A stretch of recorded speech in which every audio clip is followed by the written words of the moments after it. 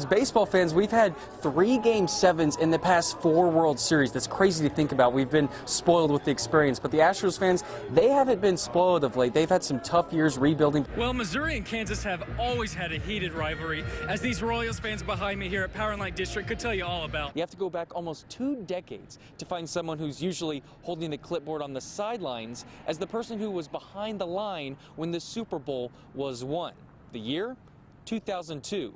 The person, just an up-and-coming player known as Thomas Brady. I'm here with the Kilgore All-Stars, and boys, are y'all excited? Yeah! Eric, it's been wild, it's been raucous.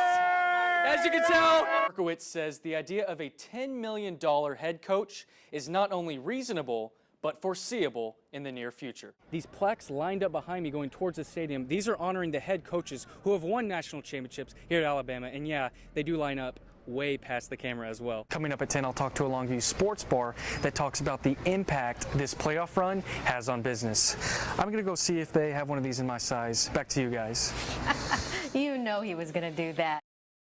No, you didn't. We got him this one? Ain't no way you got these. Caleb Williams is almost back to being Caleb Williams again. He's starting to act like a teenager. Yep. But he still isn't quite sure who Caleb was before one concussion wiped his entire memory. The headache's pretty much gone, so that's good. And my memory's not coming back, but I'm starting to get more comfortable around everybody, like my friends, my family.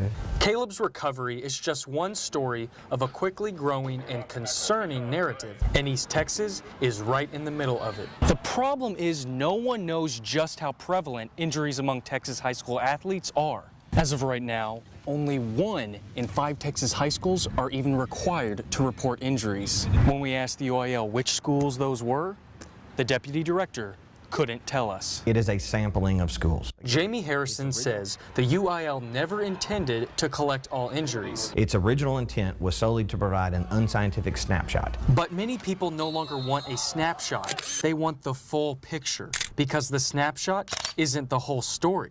Take last year's data, for instance. This previous football season, the UIL had 263 schools report 295 concussions, while Idaho had 151 schools report 942 concussions. In Indiana, 231 schools reported 1,605 concussions. And while in April, Harrison stood by the Texas method. So far, the UIL Medical Advisory Committee or any other medical association has not asked us to change the way we make that reporting. He has now had a recent change of heart. We believe it certainly can be improved. We need a new way of collecting injury data. We could definitely improve the medical use of this data if we collect it in a different way and if we collect more information. It's that in the moment Superman feeling where you can. Dr. Darby Mann is a Longview pediatrician who would welcome the improved medical value from better reports. Those are important things, and those are things that we as physicians want to know about. Dr. Mann provides physicals for high schools and gives concussion talks to coaches and parents.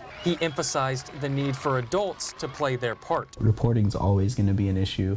Kids are going to underreport in general. That's just the nature of being a teenager. Caleb's mom is all for more reporting. I think an organizational chart would definitely help. And hopes steps are taken to help keep kids safe in the long run. Football is important in life, you know, in high school, but life is important. It's more important to make sure that things are going okay after football, through college, in your adult life. Caleb doesn't know when or if he will get his memory back, but he does hope his story will be heard. If this happens to somebody else, I want them to come to me, see my interview, just to know that they're not the only person to go through it. They're not the only person to feel alone and not know anybody.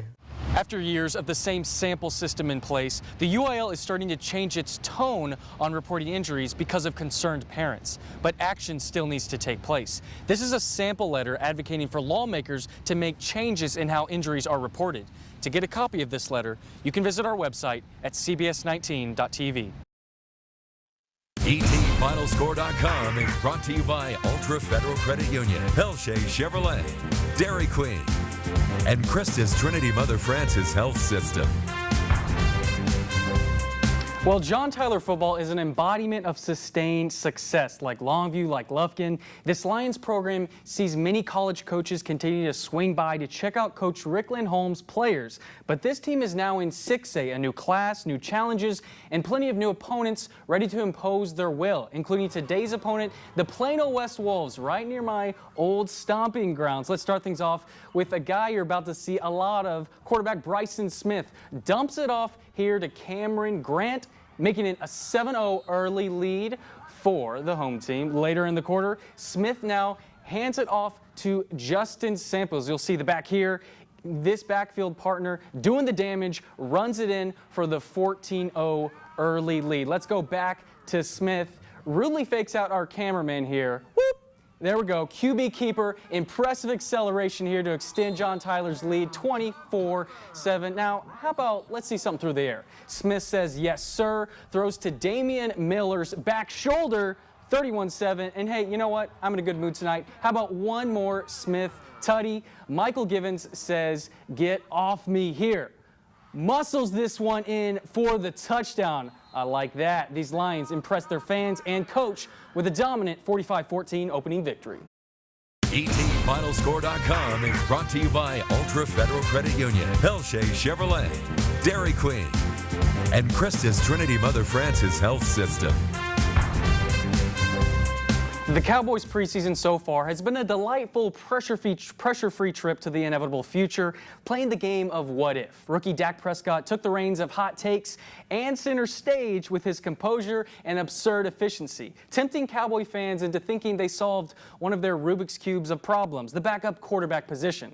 But what many tried to forget is the reason that's a problem in the first place, Tony Romo. The Cowboys starting quarterback took a hit against the Seahawks during Thursday night's preseason game, initially saying he was optimistic about the hit and the team saying he was good to go. That was until yesterday when some discomfort for Romo turned into Murphy's Law, as today an MRI revealed he had suffered a broken bone in his back. This comes a season after Romo saw 2 broken collarbone injuries that kept him out of 12 games, leaving 2 others early. While some media reports say Romo's out 6 to 10 weeks, Cowboys not providing a timeline yet. But what is inescapable is the high likelihood Dak Prescott, who has more than impressed this preseason, will start week 1 and make it clear if all the hype is indeed bona fide.